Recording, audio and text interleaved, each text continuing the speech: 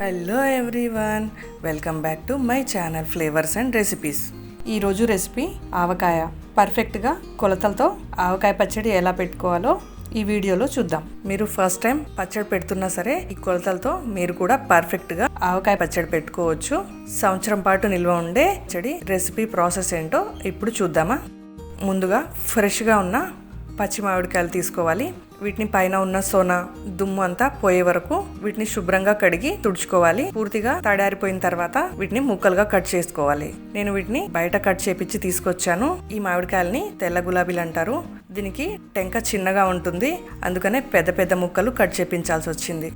ఈ ముక్కల్ని లోపలున్న జీడి తీసేసి కాటన్ క్లాత్ తీసుకొని ఒక్కొక్క ముక్కని తుడుచుకోవాలి. కత్తిపీటతో కట్ చేసేటప్పుడు దానికి ఉన్న నలుపు అలాగే సొన అంతా అంటుతుంది, అందుకని క్లీన్ గా తుడుచుకోవాలి. ఇప్పుడు ఈ ముక్కల్ని ఫ్యాన్ గాలికి ఆరబెట్టుకోవాలి.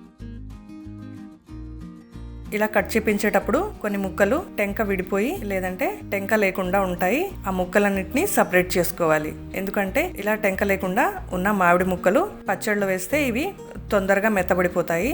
అందుకే వీటిని సపరేట్ గా కొంచెం పచ్చడి పెట్టుకుంటే ముందుగానే దీన్ని వాడుకోవచ్చు. ఇలా ఒక గంట సేపు ఫ్యాన్ గాలికి ఉంచాక ఈ టెంక లోపల ఒక చిన్న లేయర్ లాగా ఉంటుంది. అన్ని ముక్కలకున్న ఈ లేయర్ ని తీసేయాలి. ముక్కల్ని ఒకసారి కొలుచుకోవాలి. నేను 1 కిలో గిన్నె తీసుకున్నాను. మీ దగ్గర బియ్యం కొలిచే డబ్బాతోటి వేరే ఏదైనా గిన్నెలో రైస్ తోటి కొలుచుకుంటే 1 కిలో అవుతుంది కదా, అలాంటి ఒక గిన్నె తీసుకొని కొలుచుకోండి. ఈ ముక్కల్ని గిన్నె నిండుగా పై వరకు ముక్కలు వేసుకొని కొలుచుకోవాలి. నేను తీసుకున్న మామిడికాయలకి 4 గిన్నెల ముక్కలు అయ్యాయి, అంటే 4 కిలోల ముక్కలు అయ్యాయి. దీనికి సరిపడా మెంతులు ఆవాలు ఎన్ని తీసుకోవాలో చూద్దాం. 4 గిన్నెల ముక్కలకి 100 గ్రాముల ఆవాలు తీసుకుంటున్నాను. అలాగే 50 గ్రాముల మెంతులు తీసుకున్నాను. మీరు ఆవాలు 200 గ్రాముల వరకైనా తీసుకోవచ్చు. మెంతులు అయితే 50 గ్రాములు మాత్రమే తీసుకోండి. మెంతులు ఎక్కువైతే చేదొచ్చేస్తుంది. ఆవాలు వేసేటప్పుడు 200 గ్రాముల వరకు వేసుకోండి. అంతకన్నా ఎక్కువ వేసిన పచ్చడి బాగానే ఉంటుంది, కాకపోతే 2-3 నెలలకే పచ్చడి అంతా నల్లగా అయిపోతుంది. అందుకే 4 గిన్నెల ముక్కలకి 200 గ్రాముల ఆవాలు 50 గ్రాముల మెంతులు కరెక్ట్ గా సరిపోతాయి. వీటిని లో ఫ్లేమ్ లో లైట్ బ్రౌన్ కలర్ వచ్చే వరకు ఫ్రై చేసుకొని చల్లార్చుకోవాలి. పూర్తిగా చల్లారిన తర్వాత మిక్సీ జార్ లో వేసుకొని ఫైన్ గా పౌడర్ చేసుకోవాలి. ఆవాలు అయితే తొందరగా గ్రైండ్ అవ్వు. ఇలా గ్రైండ్ అయిన తర్వాత జల్లెడ తోటి జల్లించుకోండి. మిగిలిన పౌడర్ ని మళ్ళీ ఒకసారి మిక్సీ జార్ లో వేసుకొని గ్రైండ్ చేసుకొని ఫైన్ పౌడర్ తీసుకోవాలి. ఇప్పుడు పచ్చడి కలుపుకుందాం. దీనికి కిలో కంటే కొంచెం తక్కువ కారం తీసుకుంటున్నాను. సగం పట్టించిన కారం అలాగే సగం ప్యాకెట్ కారం తీసుకున్నాను. ఘాటు అడ్జస్ట్ చేసుకోవడానికి, ఎక్కువ కారం లేకుండా అలాగే చప్పగా లేకుండా ఉండటానికి ఇలా కలిపి కారం తీసుకున్నాను. అలాగే 1 కిలో కంటే కొంచెం తక్కువ గల్లుప్పుని తీసుకున్నాను. ఒక హాఫ్ డే వరకు ఎండలో ఉంచి ఫైన్ గా గ్రైండ్ చేసుకున్నాను. గల్లుప్పు వేస్తే పచ్చళ్ళు ఎక్కువ రోజులు నిల్వ ఉంటాయి. 4 మీడియం సైజ్ వెల్లుల్లిపాయలు తీసుకొని చిన్న చిన్న ముక్కలుగా కట్ చేసి వేసుకోవాలి. వెల్లుల్లిపాయల్ని దంచి కూడా వేసుకుంటారు. మీకు అలా కావాలంటే అలా దంచి కూడా యాడ్ చేసుకోవచ్చు. ఆవపొడి, మెంతి పొడి ఇలా యాడ్ చేసుకోవాలి. ఇప్పుడు అదే గిన్నెతో పావు గిన్నె ఆయిల్ యాడ్ చేసుకోవాలి. సంవత్సరం పాటు నిల్వ ఉండే పచ్చడి కాబట్టి దీంట్లో వేసే దినుసులన్నీ చక్కగా ఎండలో ఉంచి ఆ తర్వాత వాటిని ప్రిపేర్ చేసుకోవాలి. అలాగే పచ్చడికి వాడే గిన్నెలు కూడా వాష్ చేసి కావాలంటే కొద్దిసేపు ఎండలో ఉంచి తీసుకోండి.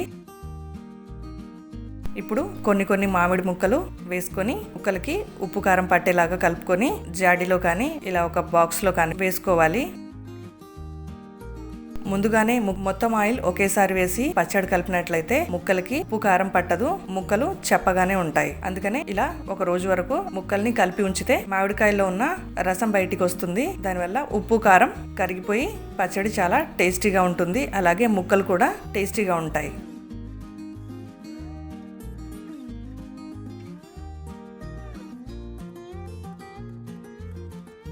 పైనుంచి కొద్దిగా పొడి చల్లి ప్రెస్ చేసి ఉంచాలి.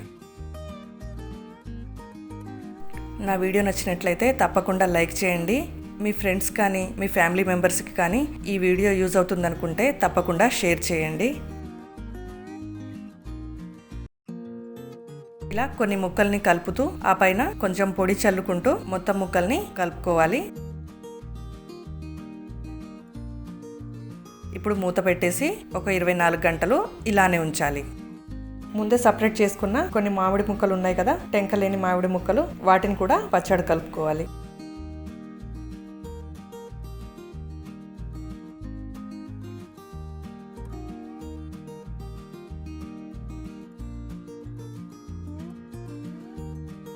24 గంటల తర్వాత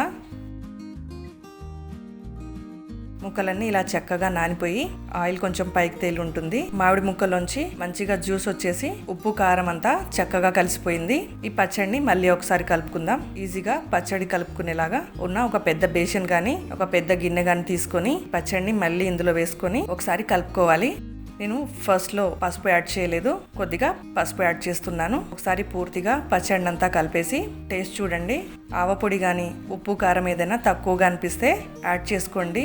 మీకు టేస్ట్ అర్థం కాకుంటే కొద్దిగా రైస్లో కలుపుకొని తిని చూశాక మాత్రమే ఏవైనా తక్కువైతే యాడ్ చేసుకోండి. ఇప్పుడు ఇందులో మిగతా ఆయిల్ యాడ్ చేద్దాం. 4 గిన్నెల ముక్కలకి అంటే 4 కిలోల ముక్కలకి 1 కిలో ఆయిల్ యాడ్ చేస్తున్నాను. 2-3 రోజుల తర్వాత ఒకవేళ మళ్ళీ ఆయిల్ ఏమైనా తక్కువ అనిపిస్తే ఆయిల్ యాడ్ చేసుకోండి. పావు గిన్నె ఆయిల్ ముందు రోజే కలిపాం కాబట్టి 1 కిలో ఆయిల్ అయితే కరెక్ట్గా సరిపోతుంది.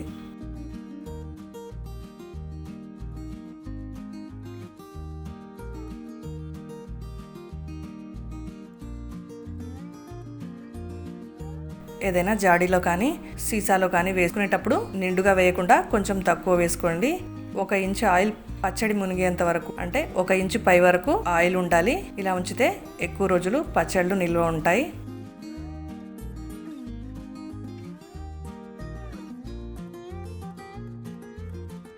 మీరు కూడా నేను చెప్పిన కొలతలతో ఆవకాయ పచ్చడి పెట్టి మీ ఫ్రెండ్స్ అండ్ ఫ్యామిలీతో షేర్ చేసుకోండి. మీకు ఈ రెసిపీ ఎలా అనిపించిందో నాతో కామెంట్స్లో షేర్ చేసుకోండి. నా వీడియో కనుక మీకు నచ్చినట్లయితే తప్పకుండా లైక్ చేయండి, షేర్ చేయండి, సబ్స్క్రైబ్ చేయండి. ఇంకో మంచి రెసిపీతో మళ్ళీ కలుద్దాం. Thanks for watching.